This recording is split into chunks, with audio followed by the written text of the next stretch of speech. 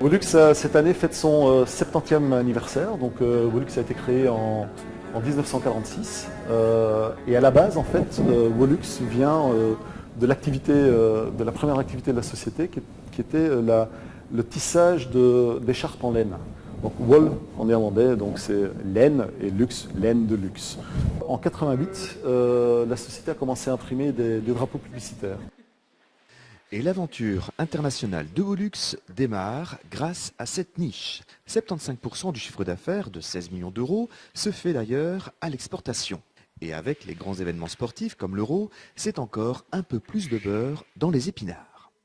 Oui, l'Euro signifie une manne supplémentaire pour Volux, étant donné que ce sont des événements, on va dire, exceptionnels, donc avec des clients exceptionnels, et on rencontre là quand même une hausse au niveau de notre chiffre d'affaires. On peut la chiffrer ?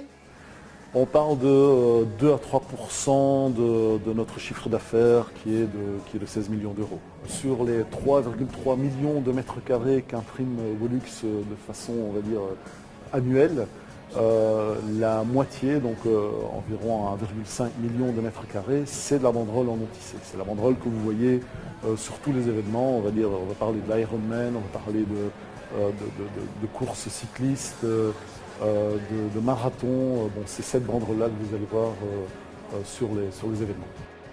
Mais ne vous y trompez pas, le sport et les drapeaux nationaux, c'est bien, mais cela ne représente qu'une infime partie du business de Volux.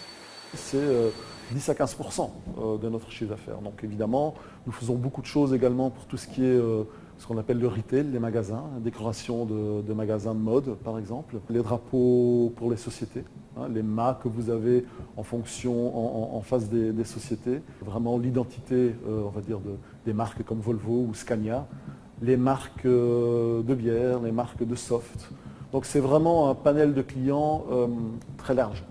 Volux a été choisi pour décorer la fan zone de Bordeaux et a vu également sa production de drapeaux belges augmenter. Et grâce à sa réputation de grande flexibilité, pour Volux, le temps, c'est plus que jamais de l'argent. Si les équipes nationales, admettons la Belgique ou même la France, puisqu'on est très proche de la France, jouent bien, évidemment tout ça, ça va engendrer une production supplémentaire de drapeaux nationaux et de drapeaux au belge niveau. À ce moment-là, vous êtes presque au jour près. Si le match est gagné, le lendemain, il y a du boulot. Effectivement. Donc là, il faut vraiment prendre la balle au bon pour le football et livrer très très vite et être prêt avec les machines. Je me rappelle que pour la Coupe du Monde au Brésil, nous avions livré 10 000 drapeaux en une semaine à une chaîne, à un supermarché en Belgique qui n'avait plus de stock. En gros, une finale France-Belgique promet de longues heures supplémentaires aux 95 employés de Volux.